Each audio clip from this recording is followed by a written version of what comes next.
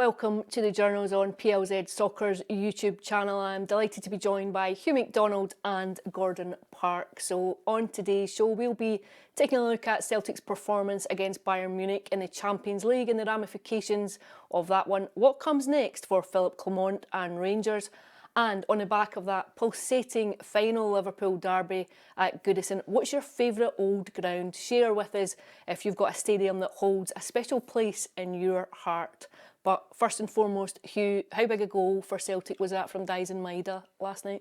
I suppose in perception, it keeps the tie alive in a way. I don't think I've got no doubts that Bayern will win next week and go through fairly comfortably. But I suppose it keeps up almost that pretense that the game is still in some way competitive. That sounds a wee bit insulting to Celtic. I thought they did really well last night, but I think one thing that was pretty obvious was there's a gulf there, you know, and that gulf is not going to be bridged by Tuesday in Munich. Yeah, absolutely, and I think at times, perhaps in that, especially in the opening half, I think when Bayern Munich were particularly dominant, you would expect that they might have felt as though they could have went in with a greater advantage to show. There was a spell from half an hour to half time for Celtic get battered, rode their luck, but you have to do that, and I think I agree with you. There is a perception now that they can go there and save face. It wasn't a hammering. They were resolute, and it does give a chink of possibility. Possibility is better than nothing, because it could have got out of hand, it could have been 2-3-4, but it wasn't, and that's it washes Celtic's face. It does no more than that. I suppose what it does do is it keeps the tie alive, or there's a perception of the tie staying alive, but also I think, is there an argument to say that Celtic's credibility is there? You know, you're not battered 4 or 5-0. Now, I'll qualify that by saying there'll be echoes of Dortmund hanging over this journey over to the Allianz next Tuesday night. Yeah, the Dortmund thing, I was there that night, and it was spectacularly catastrophic. I mean, I actually think I was walking down the road afterwards with Celtic supporters, and I think most were agreeing, and it sounds ridiculous now, that 7 was okay. You know, there was a time where you were thinking you were thinking double figures. I don't think Celtic are in that spot now. I think they're a team growing in Europe. I think certainly younger players, I think they're a team growing. That's not to say they don't get battered in Munich. But the thing about Champions League football is it's absolutely brutal. It's brutal because it's the highest level of football. I'll tell you an interesting stat. How many fouls do you think were in the first half last night at Celtic Park? I don't think there was one. How many fouls did Celtic commit? One single foul. Disciplined. Organised, not giving away cheap free kicks. It speaks volumes. The opposite of that is the one touch in the Bayern penalty box. Yeah. They're stats that define the game for me. They get past to death at times. But disciplined, not giving away cheap free kicks, it matters. I thought actually what was notable was when Celtic went 2-0 down, that it didn't fold.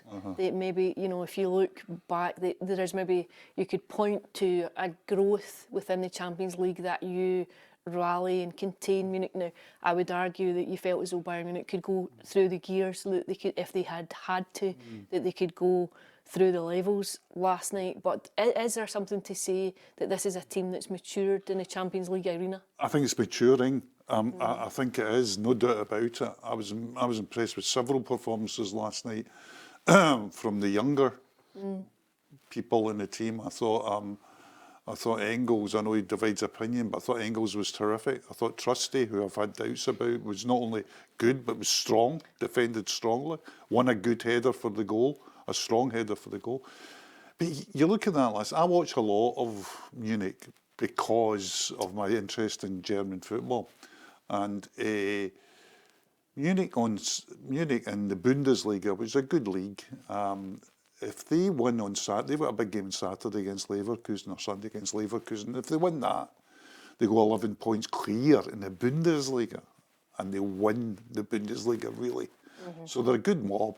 And I looked at it last night, and you say to yourself, the front four of Kane last night, Sane, Lees and Musiala, that's almost as good as it gets for a front four. And Kane, who's in for, like, so you're talking 29 goals now in 29 games. Scores a goal a game.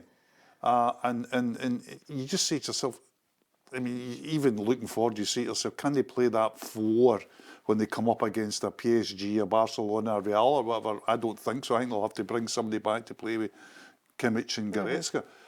But then the two wide men go off, and Gnabry and Coman come on. And you say, there are levels to this game. I mean, it's a cliche. Celtic are bringing on Yang. Aye, there is a cliche, but there's, you know, and in the old one, how many players would get in the opposite team? Yeah. So I think, you know, I actually, you know, looked at it and I thought, yeah, there was signs of. I think the team. If Brendan Rodgers is talking about the team getting better, I think you could look at that and say, yeah, it is. There is also a natural ceiling for Celtic at some point when you go into Champions League football and European football. Is it fair to say that this was a natural conclusion to what's been a fairly positive campaign? It's just a reality that Celtic face. I think levels are important, clearly. You talk about the wealth of talent coming off the bench. You talk about the pedigree of player. You're talking about Harry Kane. Is there a better player who's back to goal in the world? Maybe not. Celtic have done well. And Celtic, even last night, you felt the fans pushing them on at the end, looking for an. I mean, they could have scored an equaliser. What would that have done for the tie? But the credibility is massive. I agree with you. The credibility this season for Celtic in Europe has been transformational. If you look at previous seasons. The other aspect too is that you have players who get better from being exposed to that kind of environment. Now, I would agree with you. I think Arne Engels is a divisive figure within the Celtic support. I also thought he played well last night. I thought Yang was good when he came on.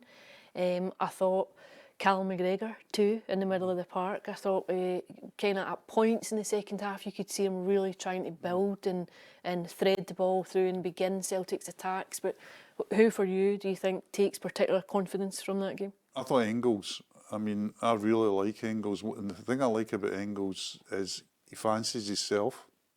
And that's a good thing in a football player. I don't think you can be a top-class player if you don't. He's athletic, strong, and he can pass the ball. He's got his speciality is that one that, you know, playing, and I would have said right half, where he spins the ball onto the running player. But last night he played a beautiful ball inside the fullback. He's comfortable in the ball. I think he needs to get stronger. We saw him bumped off the ball by John McGinn. And last night he was bumped off the ball in midfield, I think, by Kimmich. So he needs to.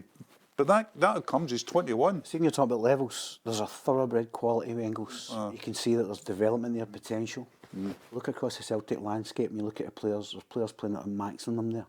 But really, Engels is the one you think he can get to a level.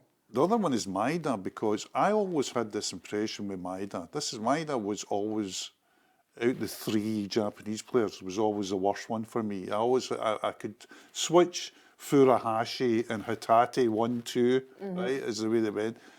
But always went Maeda 3. And that wasn't a denigratory thing, because I think if you watch Maeda as a football player, and I know the Celtic fans feel this way, you could not love him because he's a guy that leaves everything out in the park. But his fallibilities with final ball, with finishing, they were mostly kind of not laughed at, but mostly forgiven with a smile, because they said, well, if he could finish, if he could cross the ball, he'd be at Real Madrid, you know, because his other qualities in terms of pace and commitment and tenacity are so high. But I think he's now moved into a different strata. I think so too. I think he's moved this into season he's been. This season he has become. You could actually now say, I think big clubs will be looking at him. I mean, seriously, This big summer, clubs. you think? And I never thought that before. I thought Celtic was the perfect little place for him, you know, because his fallibilities were forgiven. That he'd reached his own level. But now you look at him, you say, look, he's scored. There's a versatility there now as well. Yeah, he can play. He's obviously in centre forward. I think is his best position. The Japanese international manager thinks that as well.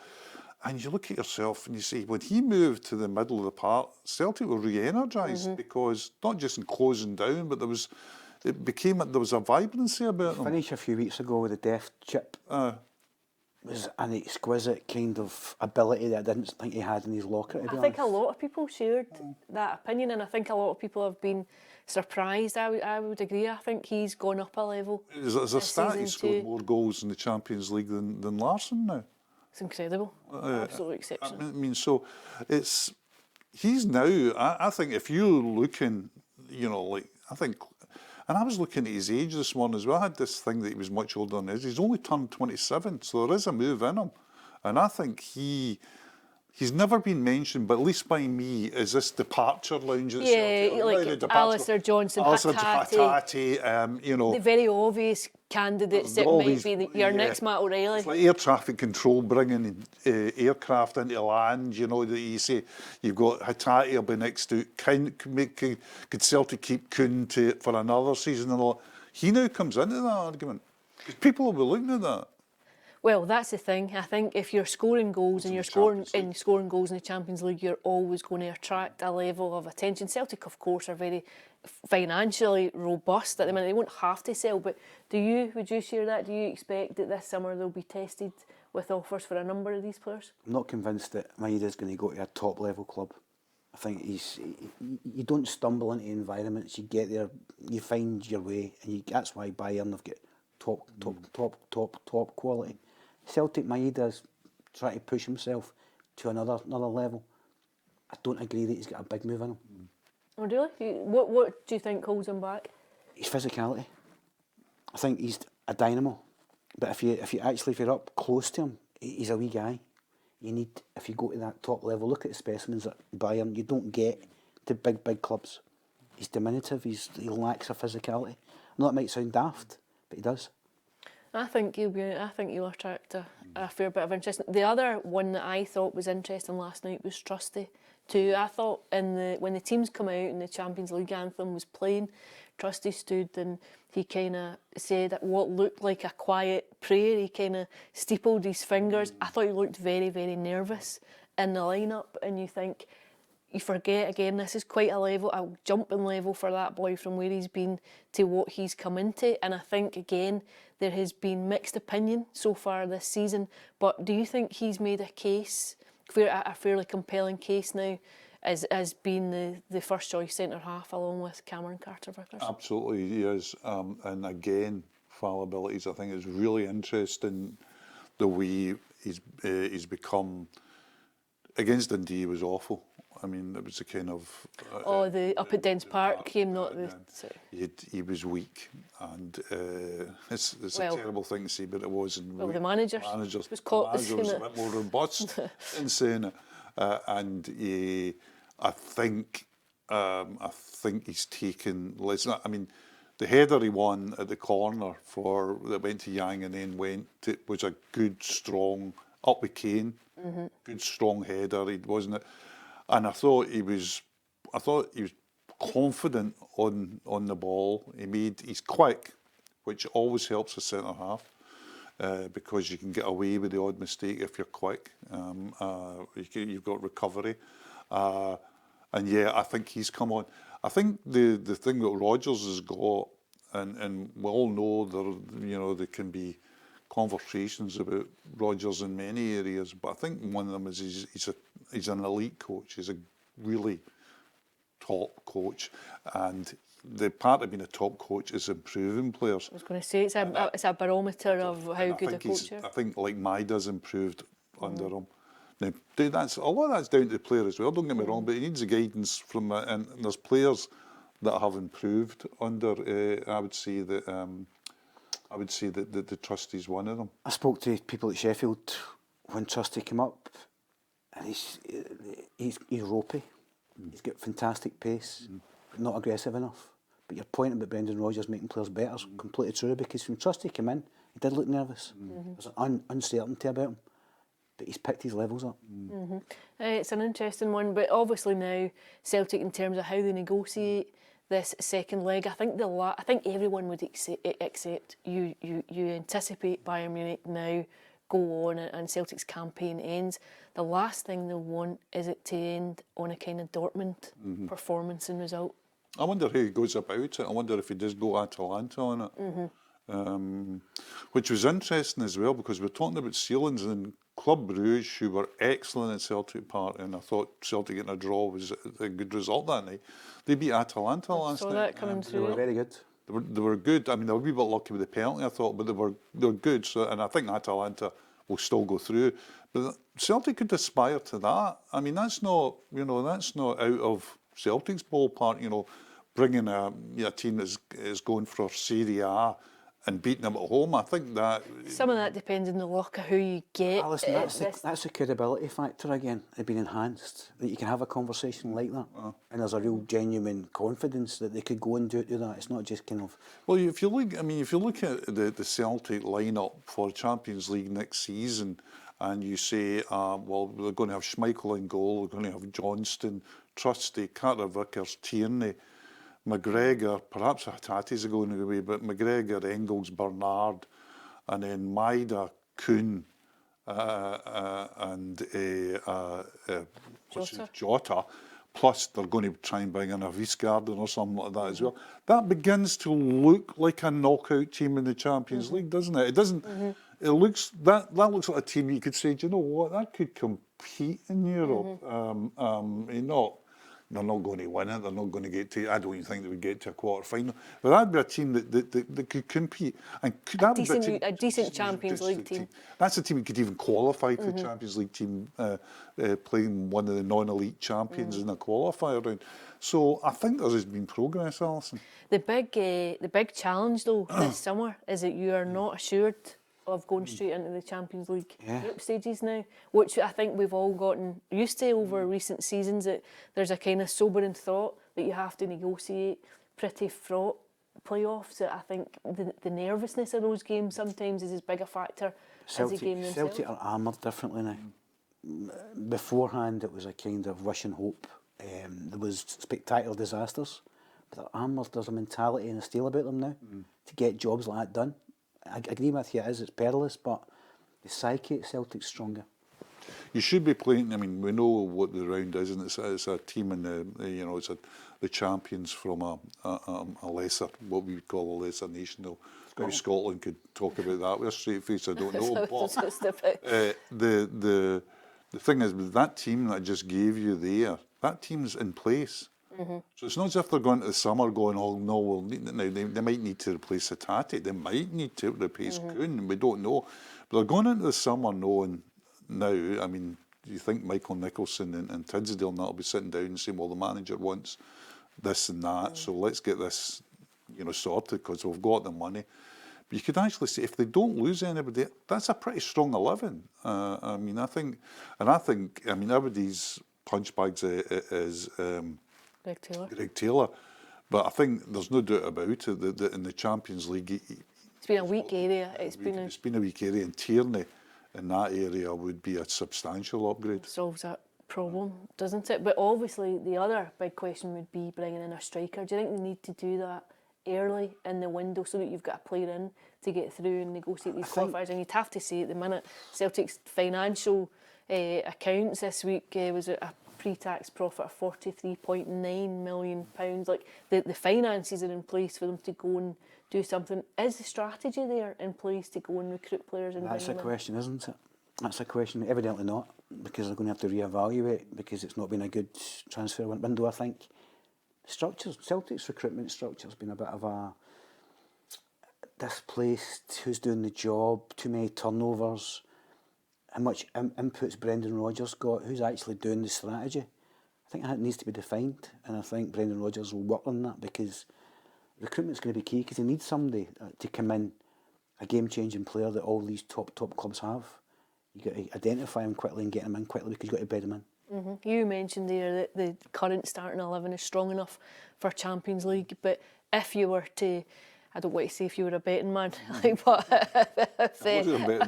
a betting man once upon a time. But if you were to guess who Celtic might have offers for, who are the guys that you think might might be for the off this summer? I think Hatate would be. I think Hatate now has. I think he's gone down, and not in a bad way. But I think Hatate's been in the waiting lounge for a while. I think he seldom speaks to the press, but any time he does, you know this guy wants to play, you know, in a different league. He wants to play in a. He's on the periphery of the Japanese national side. He wants to get in it, and if he goes down to a Premiership club in England, which is possible, you know, because not at the top end of the Premiership. Do you think Kyogo leaving's the starting pistol then for guys? I think it's always been the model, you know, and I think it's always been, you know, I think it'll, on a personal level, enhance Hatate's, you know, kind of eagerness. I think it's part of to Celtic's selling point when they go and talk to players and try and bring them. I think it's part of the club's marketing brochure, like to say, look, come here and we can facilitate it. A fellow Japanese. Yeah, I think that's part of it. He's been spending the last few months in his company, and this guy's angling to get away. I think it was before that. To be fair, I think Hatate would have had a fairly long-term vision. I make an impact, and then I take the next step in my career. I mean, the thing about these people is, you know, that come to Celtic from any nation in the world, and sometimes Scottish players as well, they'll have a definitive thing when they say, do you know what? And if they've got a decent agent, they will, where they say, like, you know, I'm going to chart out your career for you. And if you're coming from Yokohama, or you're coming from Hoffenheim, or you're coming from Salzburg, or whatever, if your plan is to get to the English Premier League, which will be 99.9% of players' ultimate ambition, you're not going to get there in one step. But this is a really good step, because this is a club that plays Champions League, and this is a club that wants to sell you on. Get all that. It's also a club that has the demands of a top-tier English club, that you've got to win every week. There's a pressure of playing in front of 60,000 people. There's an intensity of playing at Celtic that probably prepares you then for going and playing elsewhere. Kyogo changed his agent last summer. His motivation for doing that is to get out of the club. That's what I'm saying. If you're in a dressing room with that kind of influence and that kind of things happening, do you start to look beyond and think maybe that's the route that I'm going to take? I mean, I think it'd be a long term for them anyway, and I think that just peaks it. I think that just adds a wee kind of urgency to it. I think so. So I think Hatate would be the one I would think. He's been here for what, 3 years? He came in January, so that's 3 years. I would think it's possibly a year longer than he might have anticipated when he first. And I have to say, he was the most marketable player a year ago. I think the valuation on him's gone down, but I think a year ago, if I'm looking in England, who could go and play top six? Hatate for me has got all the attributes to do that. You see him as a top six? I don't see him as a top six, but I see him as in. I think if you were talking about a team that's trying to get in the top six, I think, or even is in it on a kind of not fluky way, but in a you know, a Nottingham Forest. I think he can play for Nottingham Forest. I think he could play for Brighton. I think he could play for Brentford, Bournemouth, things like that. I think that Man City, Liverpool, Chelsea have got so many other options. These players, they don't want to buy somebody that they have to rub a bit. I had a conversation with Billy Reid. I spoke to Billy Reid when he was at Chelsea, and he said, "What's it about?" And I mentioned Hatate, and he kind of laughed. He says, "No, I'm not talking about Scottish football."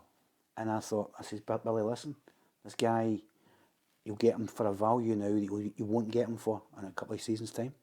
It hasn't panned out, I don't think, that way, but yeah, could Hatate go and play for Tottenham in the middle of the park? No doubt about it." Well, Tottenham's an interesting one. Tottenham is an interesting one, especially the fact that you've got a manager that knows you. You know, you've got a working relationship there as well. What about Alistair Johnstone, you think? I think I think Johnson though might have other fish to fry in the short term. He signed a new deal. We know that. I mean, that doesn't mean going to inoculate Celtic against. He's obviously valued there. I think he loves it in Scotland. I think he also is looked upon as. I think he's probably in the driving seat for being Calmack's successor as captain. I know Carter Vickers gets it now and again, but I think Johnson has this sort of demeanour of a Celtic captain. That's all caveated by the fact that Alistair Johnstone didn't come from America or brought him. When he was sitting up dreaming in his Canadian home, he would certainly be dreaming of playing Champions League, and he's said that he's dreaming of playing 60,000 people. But I think it's reasonable to presume that, given the way the boy goes about his business, that he wants to play at the very highest level, and it's English Premier League. And an interesting age. And I thought he did really well against Musiala last night, because Musiala is top notch. I thought he was helped by a referee who was okay with, shall we say, robust challenges. Yeah, he let a few things go. You're talking about fouls. He wasn't bothered about fouls, and he didn't produce a card. I don't think he did anyway. And Johnstone was allowed to sort of nip in and about Musiala at times, and actually foul him at times as well. But I thought he, if you're talking about playing against that, I mean, it's not an exaggeration to say that front four last night is, I mean, you're talking about, I know you can talk about Mbappe, Vinicius Junior, Raphinha, I know you can talk about Lamar, Lewandowski and all that, but that front four last night is top level. Yeah. Okay, last word on Bayern Munich. Are they good enough to go and win the Champions League for you? That's what we're talking. We're talking a bit of luck, yes. I do believe so. I think they're good enough. I don't think they'll win it unless they go to a different formation in midfield. I don't think you can play really top teams with that front four. It's too open. It's too open. He's only got Goretzka and Kimmich holding, and I think really good teams will exploit that. And we saw as well with that high line. I mean, Feyenoord beat them 3-0 with like 30% possession. So really good teams might find a way against them. But they're in the argument. I always think, though, that if Real Madrid are still in the competition, you know. But I do think it's quite an open year, you know, and you're right about luck, because at that level, it is small margins. Small stuff. For example, had that goal stood last night within the first 30 seconds, if Kuhn's goal started... Did you think it was a penalty kick? No, I did at the time, but I think I can see why the referee does it. I would agree. But again, if he gives it, there's if he gives it, VAR's not going to go back and say that's not wrong. The fact that no one knew within the stadium what was going on would suggest, you know, it's not a clear cut error. But I haven't watched it back. I thought the referee was excellent. I thought he let it go. He let the game go, and he was consistent. In if a referee lets the game go and then starts being picky, you got to come on. Yeah. But I think watching the Champions League, Celtic have had a lot of decisions that have been detrimental to the ropes. But I think all of them have been right. I mean, the offside goals. The offside goals, the foul by McGregor on the young boys player, I think. And I like the refereeing in the Champions League. I think they'll make errors like everybody else, but I think they're good referees. That controlled pressing that Celtic displayed last night is night and day to what it has been, you know, and I just think that's so effective, and I think the foul count reflects that. Okay, it's been a very different kind of atmosphere this week at Ibrox on the back of that defeat to Queen's Park. Gordon, is that the biggest Scottish Cup upset ever for you? I didn't think so until I read Archie McPherson saying it was, and who are we to argue against the bold Archie? I don't think so. I think it's marginal, but I think the Clyde team, which was assembled in a week, that took on Gordon Strachan's Celtic, Roy Keane debut, Dewey, never to be seen again, superstar Celtic team, and dismantled them. I think the manner of it makes it, for me, the biggest. Queen's Park, fantastic achievement, mammoth. But you look at the way they played in the first half, they were nervous, they gave the ball away. Clyde that day demolished Celtic. And I think that for me, gives them the edge. I think Archie's point was it was the biggest shock because it was at Ibrox. I get that. And I think, again, I was almost persuaded, just that wee bit. Your own affinity. Maybe so. I just think the manner of that win, Clyde could have beaten Celtic 4-5. It was the day Roy Keane wondered what he'd stumbled into, wasn't it? John Hartson on the bus with his packet of salt and vinegar. I was in the Clyde dressing room that day after the game. I was part of the squad, and Gordon Strachan came in after the game and spoke to the boys. And it's one of the biggest acts of class that I've That's seen. really interesting because we had Louis Longridge in here on Monday and he made a really interesting remark when he said that after the game he started to go around and shake a couple of the Rangers players' hands and he stopped because he said the atmosphere wasn't right for it. He says it just wasn't particularly pleasant, he said, so I thought just leave them to have their confab and their post-mortem about what's happened and they went to celebrate. But that's very, very interesting because obviously you can understand being on the end of it, it's sore How do and you it's suppress humiliating. that? But I mean, that massive humiliation, to actually gather yourself and go in and speak positively to the boys that have done the it job. does say a lot. It does.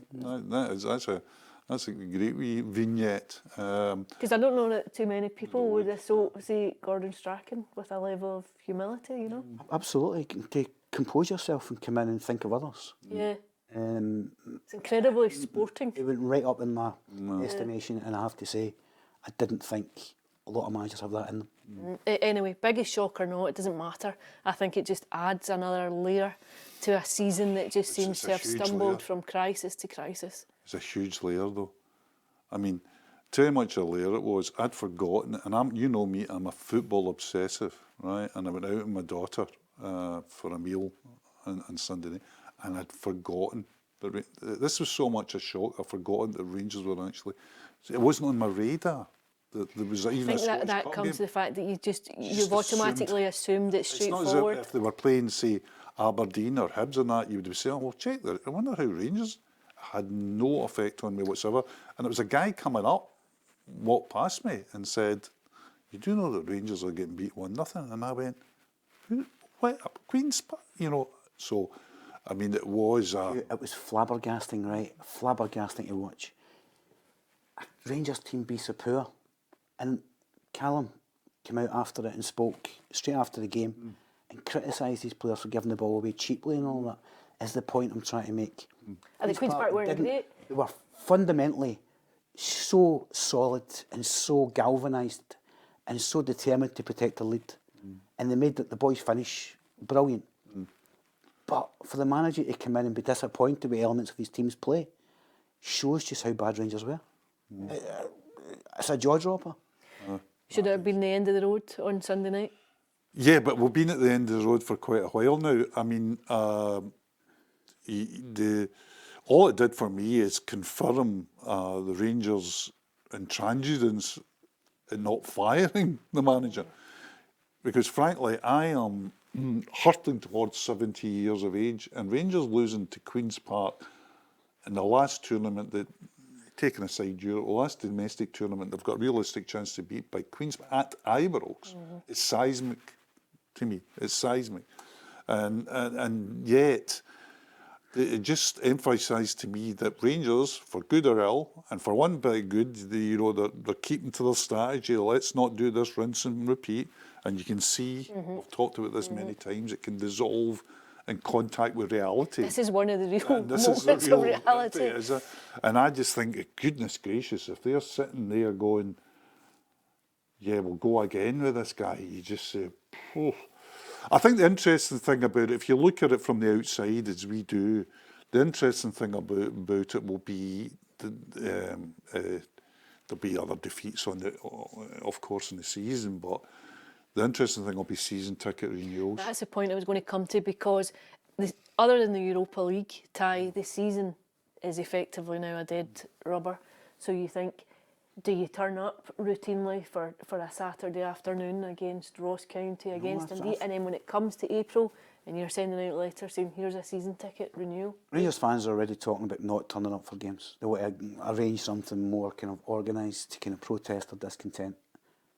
I don't blame them because the manager came out after the game and he's giving you ridiculous stats about attempts and goal and all that. You've lost to Queen's Park. Your message has to be more blunt than that. An element of throwing his player under the bus as well. I just think the disillusionment at Ibrox amongst the fan base, can it get any lower than that? If you don't have a feeling of absolute, where do Rangers go now? The season's done. Why bother going?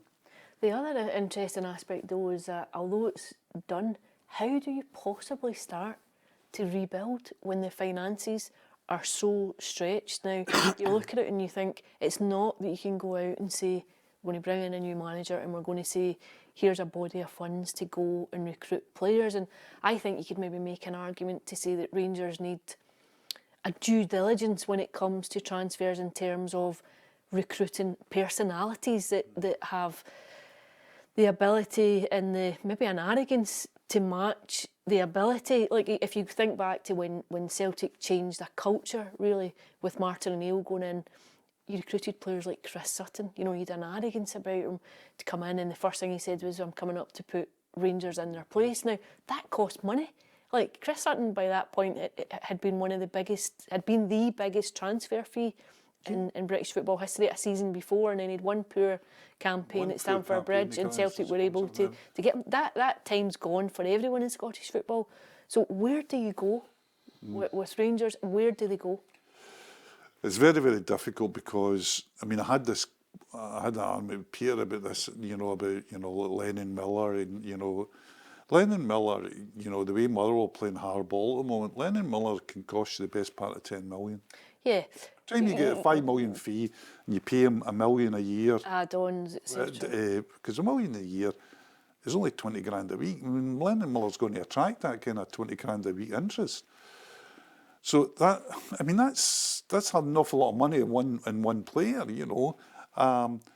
Their best player's going to leave in the summer because they talk about Igamain and things like that, and he could be anything. And Czerny's the guy is keeping them in games and keeping them in ties, and he's out with her. They're talking 7 million plus a salary for him. So yeah, there's a real conversation to be had about who they're going to get in and who's going to perform for them. And it's a club. All clubs in crisis, they're on a stormy sea. So at one point, you'll have people saying, "Oh, Hefty's going to Chelsea. Igamain will get his 25 million. Diamonde's a 10 million player. Blah de blah de blah." And then the waves crash against the shore and come out. Oh my God! This Igamain's no scored for so many games. Diamonde's not performing in midfield. Hefty can't defend against a Queen's Park attacker, etc. So it's hugely turbulent at the moment. See Alison's point about bringing personality in and character and ability. Rangers have got an awful bad habit of signing default players, damaged goods. Igamain's, to me, looks like a pub player in games. He can do special things. His work ethic against Queen's Park was appalling. They just seem to sign players that have a lacking of something. Whereas Celtic, with the greatest resources in the country, recruit better. I don't know I do know who's recruiting, but should they still be there? Is it too simplistic to say that if there were apparently 10 offers for Cyril Dessers in January, is it too simplistic to say if you have an offer, a decent offer for someone this summer, you take the funds and attempt to rebuild your team with a decent sale of one player? Has that now become implausible? Yeah, well, matter what. The money you're going to get from Dessers is not going to be huge. You maybe recoup what you got because they've obviously sent signals out that they want rid. We could have a whole programme on why they want rid, because I think Dessers is much maligned. I think if you look at his figures, he's not top notch, but if he was at top notch, he wouldn't be in Glasgow. I don't think Cyril Dessers is the problem with Rangers. Another thing about Dessers is you've got to get rid of the player. So the player's sitting there, and the player's going to go to clubs who don't normally have a wage structure that pays in excess of 20,000 a week to a player. That's another problem we've got. Chief scouts are not going to Ibrox with blindfolds on. They see the flaws that I'm talking about. You're right about the stormy sea. Players doing well one week and stinking the place out the next. These people that come and assess players understand that that's not what they need, because there's a million players that do that, do really well and dip. Consistency is hard to find, but that's what you pay for. Whoever's paid these players to come in, the money they're getting, needs to be looked at, because how are you going to shift them? Because nobody's going to pay them. Yeah, well, that's the biggest problem Rangers have. If you're Cyril Dessers, a squad full of players that are earning top dollar that doesn't merit their abilities. And that's been a recruitment problem. The wage bill was very similar to Celtic's. it was higher at one was point, yeah. a couple of seasons back, and I think was it like 5% or something below last season. But they weren't hugely apart in terms of what they were paying out in wages. Listen, you can even talk about the coaching staff as well. Whoever's paying the manager the money he's getting, we know the money he's getting. It's staggering. No wonder he wants to preach loyalty and preach this journey that they're on in this project, because he's picking up massive money that he wouldn't get anywhere else. So why would a player leave? Did the Europa League campaign save him this week? Absolutely did. I also think finance, it's kind of elephant in the room. Do you think if Rangers had the money, Philippe Clement would still be Rangers manager? It's a hard one, because I think Patrick Stewart has wedded himself to this strategy of he's not going to be a knee-jerk chief executive. He's going to be the chief executive that, I mean, to use the Celtic thing, walks on through the storm. You know, he's the one that's going to get to the other end. He's the one that's going to be involved in process, because that's what he's done all his life. He's a process man. You know, trust the process. Let's get through this. It's difficult. I think one of the things, if he's sitting down and saying, if we sack the manager, right, which would be, I think, a largely acceptable thing in the world of football, so you can be at Queen's Park, you're out, and on the back of, you know, as fans have said, you know, no currency in the bank, there's no goodwill in the bank for him. So, you know, sort of like Wraith Rovers could have beat Celtic on Saturday, and there would have been a hullabaloo, but there would have been no calls for sacking Brendan Rodgers. But obviously, lost to Inverness, didn't he? He lost a cup tie up at Inverness. So I think the best way to say about this thing, I think it's going to be a really test of the resilience of the new chief executive and how wedded he is to his strategy. And again, I think the only thing that will really push on, because I think they've in many ways written this season off, is season tickets. If he looks at that and goes, wait a minute, our income, because season tickets is such a huge part of a Scottish income. Yeah, because of when you get them as well. But can they afford to wait until then? I would say no, but I think that I just think I'm just trying to look at what he's thinking rather than what I'm thinking, and how he's going to jump. And I think, from what I can hear, and I've made a few calls on this, is that they're really wedded to this process. They've said, no, you know, we're not going down this road again. But it's the old Harold Macmillan, the old Conservative Prime Minister, used to say, what do you fear? He said, what do you fear? And he said, events, dear boy, events. Well, Tynecastle might be an event on Sunday at lunchtime. Hugh, you get a manager that's on 40s a week. That's as simple as that. He's going nowhere. Would you? I would get rid. I mean, I would, not because of, again, not just on the back of Queen's Park, although I think that is, I mean, I say I'm an old man, and I'm a man that's watched Scottish football in 8 different decades, and that's a catastrophic result. If you've been around Glasgow and you've been around Rangers supporters all your life, you know how much that one's happened. See, when James Tavernier missed the penalty, he looked not only aghast, he looked nowhere to turn. Well, where do you turn at that? Does that come down to a mentality thing? Absolutely. Listen, you spoke about character. You don't lose at Ibrox to Queen's Park. Queen's Park deserve all the credit in the world. They were fantastic to a man, but let's be honest, there's guys there earning fortunes, and they shrunk. And that is damning for a club that aspires to be a proper Rangers team. Okay, well, Tynecastle on Sunday, is that the straw that breaks the camel's back, or is there a straw that breaks this camel's back? I think again, I think that the real time. I mean, these things will mount and it'll get crazy if they lose at Tynecastle. But remember, this is a cycle. I mean. They went through a wee period. They had a good result at Tannadice, you know, a couple of good results at home, and everybody said, oh, well, he's turned the corner now, and, you know, last 8, you know, top 8 in the Europa League, and up to Dundee United and we won, and you know, we've won at home and did well against Spurs, and Man United wasn't a disaster. So the feel good gets again. But this, we've been through this cycle all the time. It comes and then bang. I mean, they could go to Tynecastle and win 3-0. Here's the warning Does sign. it change anything? The red flags are flying high with teams that do well in good environments and big stages because they're working their ticket. See, when it comes to fundamental, the bread and butter, and they don't turn up and they shrink and they don't want to know and they hide, that's a dressing room that's gone for the manager because the players are playing for themselves on a big stage. That's their motivation. Can they go out at Dens Park and do it? They can't because there's a disconnect there. I think that's a massive red flag. Certainly, it strikes me that there's a bit of a stink within the kind of dressing room, manager and players, and that's what you get. You get great highs in Europe, but really domestically it's been appalling. Okay, we'll see how that transfolds over the next couple of weeks, if indeed it changes at all before the end of the season. But last night, for something a bit different, Peter and Blair were down at Goodison for what was a quiet final derby, and Liverpool won last dramatic act in an old theatre. So what did you make of it last night? Well, obviously, I was watching the Celtic game on the telly, so I turned over to get the highlights, and I just thought it's tremendous.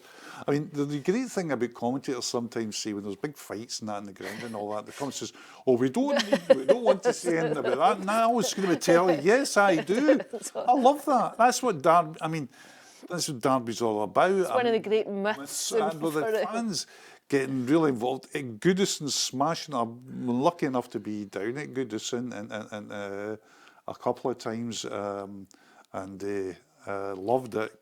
Love Everton fans as well. Real old-time fans, you know. Been relegated to the second best in the city, but still keep going, singing, very passionate. And I thought it was, just watching the highlights, I thought it was absolutely terrific. Did you feel a sadness? Yeah, you always feel a sadness when they're leaving, something like that. But I think now, Gordon, people talk about soulless old, stadiums and that, and I get that to an extent. Although I was at the Tottenham Stadium when it opened with my son, and it's terrific, it's wonderful.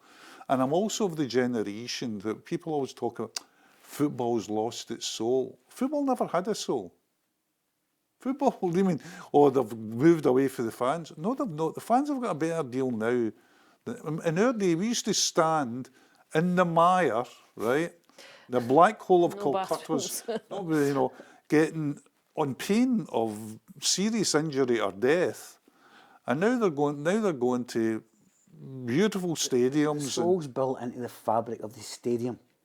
To a certain extent, it is, yeah. You'll remember It's Adamsley because it Park. holds history. I love Adamsley Park. Adamsley Park's no longer there. It's got houses built on there, it, flats. It was one of the oldest grounds in the world.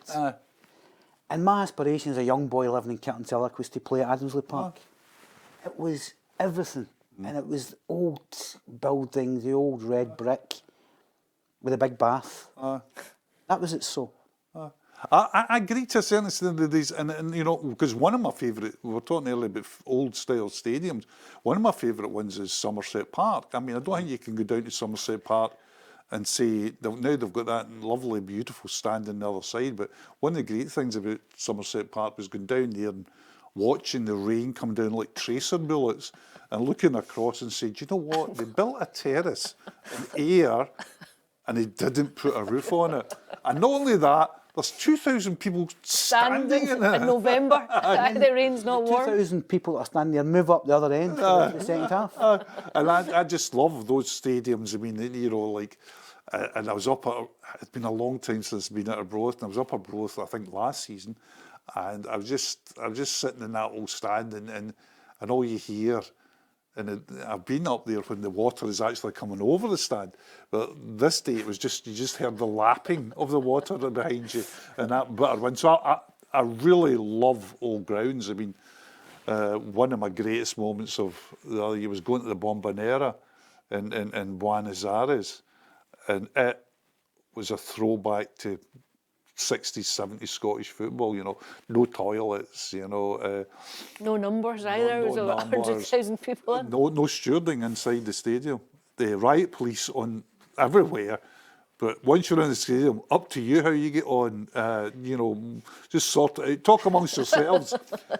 Rivers of indefinable liquid, you know, washing through the stands. But still one of those stadiums where you went, I've been somewhere today. So you've got Central Park. Oh. Now, I've been in Central Park. I've been in Cowdenbeath dressing room. There's only 13 pegs, which tells its own story, right? Were you number 14? You've got the racing track around it. Yeah. Alex Matthews, she shouted, if you're no strap, get out. I think there's a place for nostalgia, respecting the old infrastructures, which Scottish football should be. It's one of our proudest things, right? Do you not think though we're guilty of romanticising those grounds and romanticising those experiences, but the reality is actually far removed from that warm, fuzzy moment? Alison, it's not much fun standing it. I've got pals that want to go and watch junior football in these antiquated stadiums because the experience is better for them. It's cheaper, they can move about. Have a pint. They can have a pint. I think there's lessons to be learned rather than just to flip it in its head. The match day experience can be better. I noticed that. I mean, that's what I do for a living now, as you know, is go to lower league grounds and write about it. And there's a huge, if you go up to the Candy, you know, now, yeah, St Rocks, there's a huge constituency there that feel have been priced out.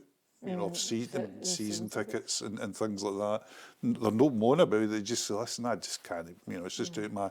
But they can get in there for a tenner. Stand with your pals. Stand with your pals. You can... Good atmosphere. You can, you know, have a... There's not a big queue for... There's a wee cafe and that. And some grounds have got... If you go to Hurlford, for example, you walk into Hurlford, there was a wee bar that opens before the game and after the game, so you can have a pint before you go down the road. Most Darvel's got the same. Auchinleck Talbot's got the social club, right? And Auchinleck Talbot's at a different level, but they've got the social club right next to it. So there's a real culture that that's the way how people want to consume their football. I suppose it goes back to a kind of old sense of sport, football being integral to the community, being part of the community. Another really important social aspect for people to converge, to have a bit of company, a bit of social... True. I mean, how would you feel if Fulham decided to move ground? Yeah, they've managed to harness the whole thing, the history, the stadium, and modernise. I think there's a balance to be had. I agree with you, though. I think the community thing is really strong. It is. Particularly in junior football. I went to Bonnyrigg Rose the other week there, and they've got the problem with the slope. And they've got to raise 120 to 180 grand before the end of the season to get the slope fixed. Otherwise, they could face severe penalties. Well, they lost 6 points because of it. And when you see the community rallying round that, they've raised £70,000 an hour, and everybody's kind of into it. And, but the interesting thing I thought, I was sitting there in the stand, and Neil Lennon was up behind me. His boy. Because his boy there, and I thought, there's Scottish football. You know, and then, but I couldn't help but overhear a conversation behind me. There's 2 old men, I talk about being old men, behind me. They were obviously frail. I saw them coming in. And this young woman came up and was talking to them. And it would have brought a tear to a glass eye, because it wasn't sentimental. She was up there and she was checking them. Haven't I seen you for a while? Why have we not seen you? You know, how are you? Who's getting your messages? She was... Checking them. They were getting... This was a place where they were missed, right, the 2 of them. And they were just, it's just been a wee... Well, are you sure you've been all right? I'll come up and chat your door. And I thought, do you know something? I was moved by it. Because it wasn't done in any show-me way. Yeah. It was done in a real goodness. Goodness. Just a young woman just saying to them, listen, I thought... The authenticity of it. That's it. The authenticity There's of it. There's a pal of mine, Dunfermline fan, and he goes to the game with his dad and all the pals, meet up and all that, and used to stand in the terracing. And the numbers used to be about 20, 30, all stood. That's been dismantled. Where do these people go then for that kind of unity, that community, that kind of... There's a word for it. You're better at words than me. It's a kind of communion, football communion. Oh, And I suppose that a lot of people would be priced out of football now when you think how expensive a season ticket is or how difficult a season ticket is. Well, these two guys going to Bonnyrigg on Saturday would get, I don't know, there might be a way where they get in for that, I don't know, but the pensioner gets in for £5. So they're getting in for £5. You couldn't get a cup of coffee and a biscuit for that, and you know, in a franchised coffee house. So they get in for that, and they're sitting in a nice stand, you know, it certainly wasn't what Tottenham Hotspur will offer you, but you know, it was covered and it was busy, so there was a bit Football of heat. better on offer. And it was. I went to Irvine Meadow once and I talked to a guy and I said to him, you know, he was just on his own, he's walking the ground, obviously a bit older than I am. I think that was in his late 80s. And I said to him, why do you come every week? He said, well, it's every second week, son, you know, because then I said, right, why do you come every second week? He says, oh, he said, I'd just like to check in with people. He says, I'm a widower. He says, I spend a lot of time in the house. He says, so I come down here. He says, gets me out and gets me a chat. And he says, and I have a wee half at the end of the game. And then I just walk up the road and I went, phew. I think football, it's one that we can go and maybe do, but I think football is really undervalued in this country. Especially for things like that as well. By culture, by political classes. I think it is such, I think it's sniffed at. You can see the way it's treated in regards to, say, rugby and things like that. And I just think football is you go to places, Alison, and go to Kilburney Side or something like that, and you say, what's all the bags? Well, that's messages for the community. We just do a food bank all the time. So we gather all the messages and we take them down, we'll take them to prison. Go to Stenius, what's all these books? So we run a library for people. It's been exceptional what they've done. There's so many. For that But every club you go to at that level will be doing something. They'll be doing something for the community. They know whether it be Dunny Pace or, I mean, just any in the last few weeks, Bonnyrigg, they'll all be doing something for the community. They're all part of it. Yeah. Brockville was one of my favourites. Brockville's a cracker, aye. But you can't argue that Westfield's a beautiful stadium now. They have a car boot sale on a Sunday morning. And it's busier than a match day. Mobbed. I think it's an interesting point that probably should be spoken about more. Right, we can't do this show without a top 5, okay? No. We have to have a top 5, so I'm going to go. Your top 5 favourite football stadium now. It doesn't need to be the corporate new build. The ones that have gone. It can be any. Your ones that have gone. Favourite top 5 stadiums of all time. I'll give you ones that I've got that are still here and old. Right. I love Somerset Park. I love the Bombonera. I love Arbroath. Right. I love the new stadiums because they get panned. I think there's a lot of really good new stadiums. I love Al Bayat in Doha. I went to just outside Doha, shaped like a tent, sits in the middle of the desert. That one of the World Cup stadiums. It was what a night I had it there with my son and his mate. I think Spurs if you're going to build a stadium, try and retain stuff but make it modern. I think Spurs have got it bang on. So I think that's 5 for me. Arsenal, Emirates? Emirates is great as well, but I just think Spurs, because that kind of precipitous stand, which replicates the Westfalen, which is again one of my great stadiums, I just think there's something about, I think Spurs got a project and they got it right. I was in Fiorentina with Hearts a few years ago in Europe, and it's antiquated at its best. And the fans congregate behind the goal. And I just think the tradition of the whole thing, I mean, Everton moving removes a lot of that tradition, whether you like it or not, it's true. That was a great experience for me because it is, you feel hallowed, you feel the kind of atmosphere, you feel the spirits of the past. And it's paint work falling off the thing and all that, right? But this is a highly functioning, so they obviously treasure the fact that they have that kind of antiquated state. Adamsley Park, gone. First park that I played, now a marsh. The old Hampden with the old facade at the front, loved it. Loved walking up the turnstiles and up the stairs and then being greeted by the big massive green expanse with the floodlights at night. Loved that. Gone.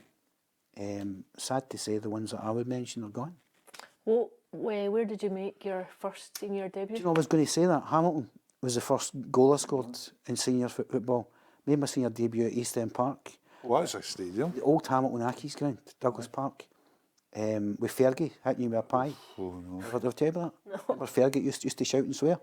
Right, go quickly. Fergie used to shout and swear. I turns round, I'm taking a throw in and he shouts, "Oh yeah." I turns round, he hits me with a pie. That's all that. That's proper football.